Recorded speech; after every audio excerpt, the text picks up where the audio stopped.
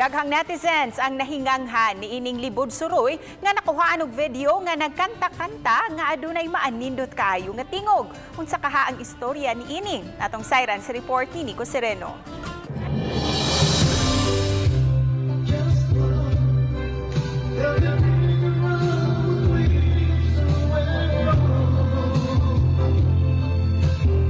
Daghan gyud tuod ang napabilib sa mabugnaw ug maanindot nga tingog. Siya ang libod suroy nga si Vivencio Empalmado alias Tagalpok, taga Catarman, Northern Samar. Iyang higala ang nagkuha kaniya og video sa iyang pagkanta. Ang lugar haduol ra sab kuno kun asa tigkatulgan si Tagalpok.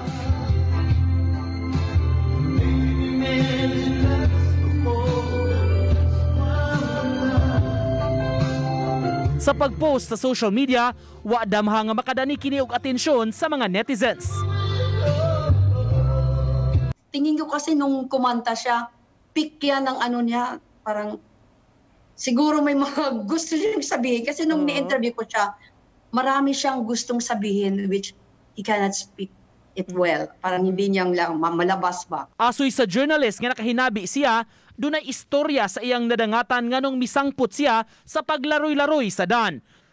Malipayon siya nga nakita si Vivencio nga natupihan na ug maayo na ang postura. Kanhi engineering student si Vivencio ug aktibo sa ilang simbahan. So ayon nung namatay ang kanyang mga magulang at nagkaroon din ng mas malakas na trauma pa nung pinatay ang kuya niya sa harap niya mismo. So doon daw nag-start ang parang depression. Human nag-viral sa social media, may mga kabag-uhan na kang Tagalpok. Daghan sab ang mipaabot og tabang kaniya nga natandog sa iyang istorya.